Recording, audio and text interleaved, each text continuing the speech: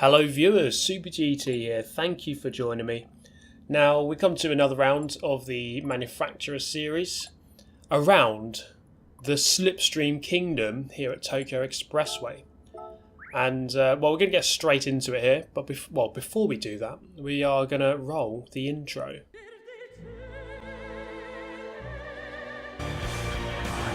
I'll see you in Spain, lads.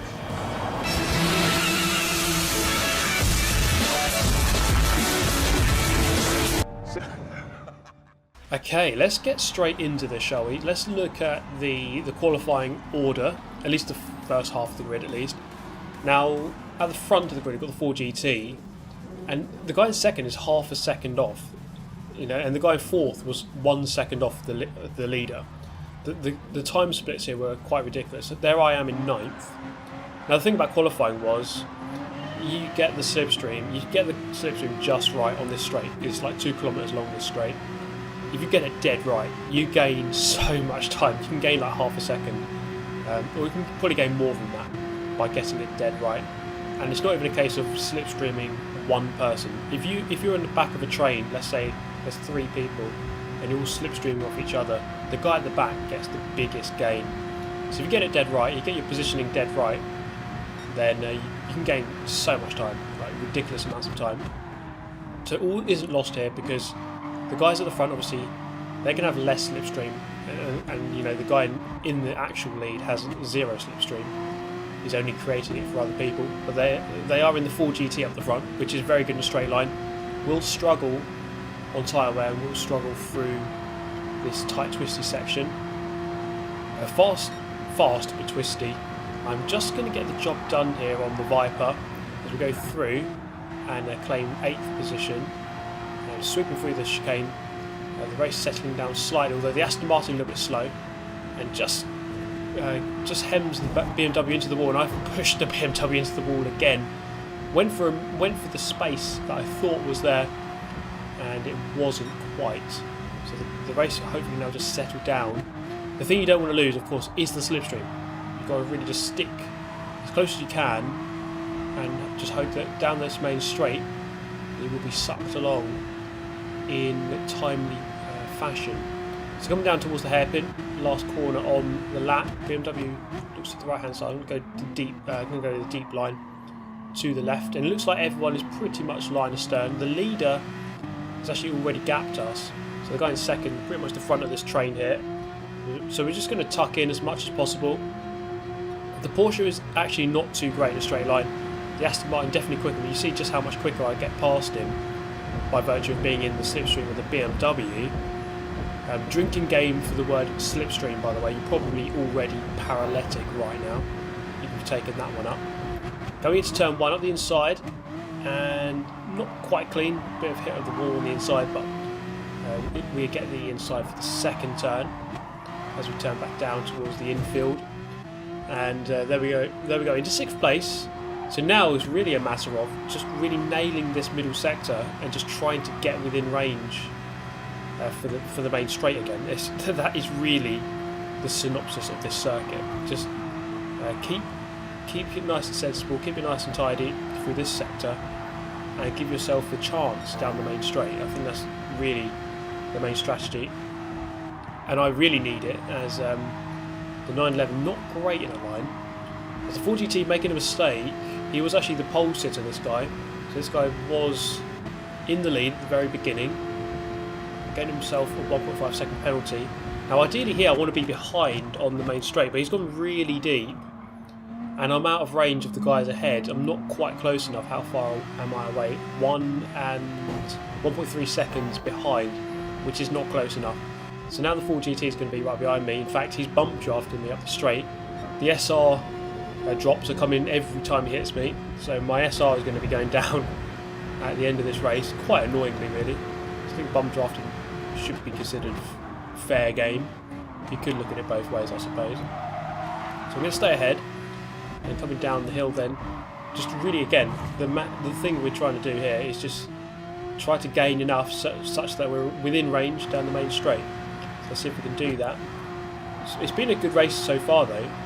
You see second is just really not that far away. And first place is actually within sight, only 2.8 seconds away at this point, which is not too far.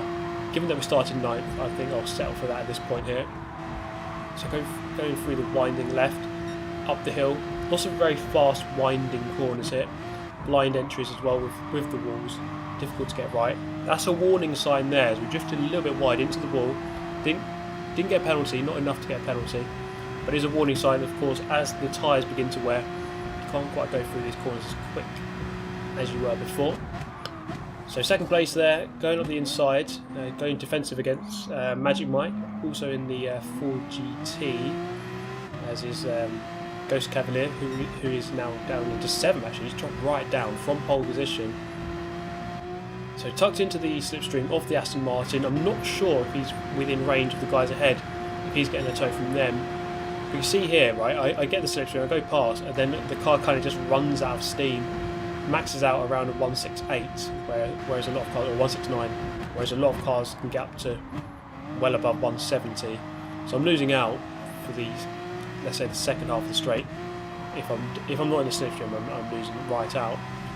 So setting into 5th, you can see just how much time we've lost there to 2nd and 3rd. If we were within range there, we would have, kept within a second. But now the gap's well over a second. So that's the crucial thing here, really. As we've said so many times, I've had many races around this track. It's been a similar thing before. It just really comes down to the slipstream. It begs the question in many ways: is the slipstream sort of too strong? I almost think there might be OP and it might need to be changed. I don't know, I like it in a way that it promotes racing, it promotes overtaking, but sometimes I think it can throw up some weird situations. For example, in qualifying, no one wanted to go onto that straight at the front, because by being behind you gained all the time in the slipstream. So you've got these weird processions where everyone stops at this corner here, goes, no, you go ahead, no, you go ahead, no, you go ahead, and then no one actually goes because no one wants to go in front, knowing how strong it is. So it throws up some weird situations around some of the circuits, especially ones with extremely long straights like this. As again, we're going to go for that move. By the time we get to the start line, I'm going to come back past, and that's about halfway down the straight. And then I'm going to go defensive this time, move to the right hand side. He's going to have to go left, but still the Aston Martin very good in the line, plus he had my slipstream temporarily. So he's going to go back up into 4th. First, second and 3rd quite close, but then they are dropping us at this point here 4 seconds off the lead, which I suppose isn't too much, but it's going to take a miracle, I think, to catch with the leader if there's a gap. And actually the guy in I think he was 2nd or 3rd getting spun around, not sure how, but he's around. I'm going to gain a position, so this battle for 4th now turns into the battle for 3rd. And scanning behind, just looking at the time gaps, we've got a Swedish guy quite quickly approaching, and Aston Martin into the wall. I was wondering if I made contact with him there, but there was no SR warning, so I don't think so. But then again, I don't know if you can actually make really, really light contact without triggering the SR warning. Possibly. I don't know if that's actually the case. But at this point here, into 3rd, so that's a solid result at this point. And actually the Aston Martin, who we just went past, getting a 5-second penalty, is going to slow right down there. And that's going to help me in the sense that now the person behind me is 1.7 or 1.6 seconds behind. So definitely not in slipstream range. Okay, so on to the main straight. End of lap 5, we're going to go into the pit lane. I haven't been saving much fuel, which I needed to do to an extent because there is going to be some refueling being done here as we come out then with 6 laps of fuel remaining, with 6 laps left to do, and I've actually lost plenty of time there. Kerr was right on, was about 1.7, and now he's right on my tail, so he definitely saved a bit of fuel compared to myself. We're going to get passed by 2 guys there, 5th and 6th going through. That was the Viper and the Volkswagen, as I'm now being challenged for 7th by Kerr, who we actually raced against in the Kyoto race a couple of weeks ago. Going into turn 1 at the top of the hill. Is he going to go for the move? Not quite. So much nicer going in there with fresh rubber. You get so much more grip. You can brake later, you can turn in more, the car doesn't slide, and you can get on the accelerator a little bit earlier too. So much more, so many more benefits to having the fresh tyres. But this time it's going to be a little bit more tricky at the end of the race, because we just did a 5-lap stint, we're going to have to do a 6-lap stint. So on that 6th lap it's going to get very, very difficult indeed. As now we're actually gaining on these two guys who I think they simply didn't pit, so they're going to go for the later pit stop. They're going to go at the end of this lap, so they're going to do 6 and then 5. I've done 5 and then 6. Typically 5 and 6 is the better way round to do it. As you get the undercut on this lap, you see just how much I'm gaining. I've gained so much on this lap because I've got fresh tyres and they haven't. Of course I will be more vulnerable at the end of the race, given that they will have slightly fresher when they go into the pits. I'm inside the VW, there's not much you can do about that. Late on the brakes, I was thinking I was going to go into the back of the Viper there, but thankfully the new rubber giving me plenty of braking performance into that hairpin, and we come out in 6th place. Firmly into the slipstream now. This is good news, this is really working out very well. So now, this guy's going to go into the pit lane, so he's just giving me a free tow right now. I'm going to gain a couple of attempts from that. He's going to peel off to the left hand side and go into the pit lane as he does. The Volkswagen behind doesn't actually go into the pit lane, so I was just a little bit curious about that. So we've got the Volkswagen coming out of the pit lane there. That was a Swedish driver who was slowly beginning to reel us in at the end of lap number 5 before we went in for our pit stop. So he's going to be one to watch, I think, as he was catching us, and now he's got the fresher rubber by 1 lap. Not a massive difference, but it can definitely be noticeable, especially if he gets into my slipstream. He will have the advantage at some point. He's driving the VW2, very good in a straight line, so I will have to do very well through this sector of the circuit and then try to fend him off, keep him out slipstream range as we go on to the main straight. So at this point here, Kerr in the Mercedes, about 6 tenths behind, which is within range. See if I can just open that up a little bit through these last couple of corners before we get to the hairpin, or maybe above 8 tenths, and then he won't be picking up the toe as you come round. Really nicely taken, but then again you should expect that. It's only the 2nd lap on these fresh tyres, so plenty of grip on offer, and making the most of it. Into the hairpin, hooked up with the apex, number 1 and then number 2. Straighten up the car slightly and then get on the power. Plenty of tarmac on the exit there, make the most of it as we go past a random barrel there. So this is lap number 9 now. Things didn't really change too much, but you see here the battle's really growing behind. I was in a comfortable 3rd position, but now the Swedish driver and Ghost Cavalier in the 4GT along with Kerr are posing a 3-way threat from behind. So things are going to get really difficult indeed, as I have about 2.5 laps to try to withstand the barrage from behind. So we've got the Swedish guy in the VW with the rear chopped off for a really weird looking car. In 5th we've got the Polish driver in the 4GT, again a really quick line, straight line, one of the quickest. And we've got Kerr in the Mercedes. Not really sure about the Mercedes. I think it's about the same, probably about the same with the Porsche, to be honest. Not sure exactly how it compares exactly, but we'll see how this one goes. The weird thing about the straight is so long that someone could slipstream past you, and then you get back into their toe, and then you just go back past them again. It's that long. It is quite ridiculous at some point, sometimes. So then coming down here, we've taken that rather nicely, the infield, coming down towards the hairpin. Swedish driver within 1/4 of a second. Is he going to go for the move as we go into the hairpin? We're not going to defend it. If he does go for the move, it's not really a bad thing, because I can just go into the slipstream. And actually, he went in a little bit narrow, grazed the wall on the inside as we go past that barrel again. Now, coming down the hill, then I'm at the front of a 4-way train for 3rd, and there's no way I'm going to be able to survive this as they go flying through. They try to squeeze a little bit. I mean, the 4GT goes to the back of me. I might have squeezed him a little bit, but I think there was definitely at least a car width on the left. But now he's going to be able to really unleash the motor of that 4GT. You can see him just go flying past. I think it's so quick. We're going to move over to the right side. I'm going to follow him. I'm banking on the 4GTs for the quickest to pull me along, and I'm actually coming back past the VW now. Coming up to turn 1 is 3 abreast with the 4GT up in front. Gets a little bit messy, but we'll get through. And I've actually got back to the front of the pack somehow. I think with the toe of the 4GT, that really, really crucial there.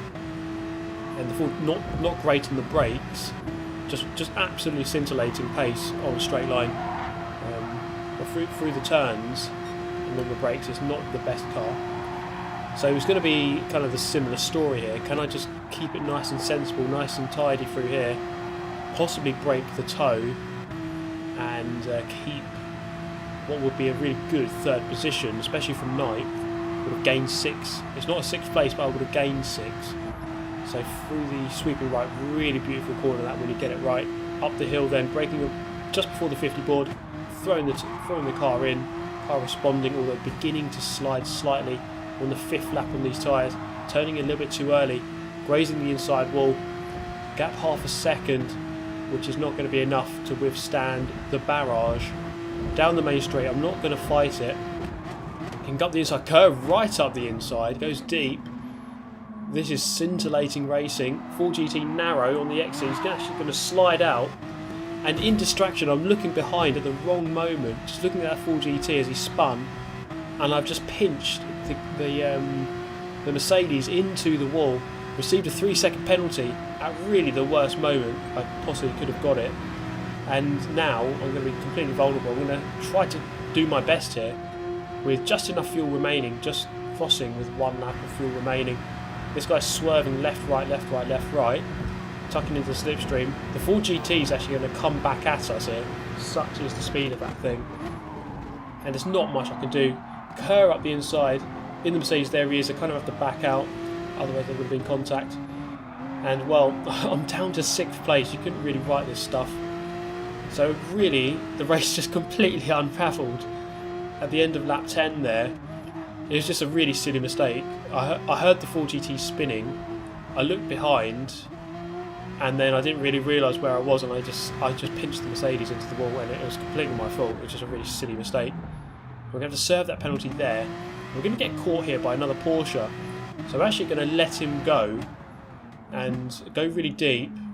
We get a nice exit on the way out, prioritise the speed on the way out. So I'm going to give him position and then just use the slipstream to get it back again, which is probably the better way to do it around this track.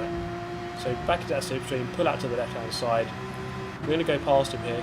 I'm going to be the first of the Porsche 911s, which I suppose is something to boast about, but not much. I'm going to cross the line in, yes you knew it, 6th place as we cross, and there it is. Those are the final results. Not too much of a surprise to see a Supra 4GT and a Volkswagen up the front on a track with such straight line speed prowess, but I think it was a decent result. Ultimately a shame to have thrown it away in such a manner at the end there, but that's the way it goes sometimes, or most times indeed.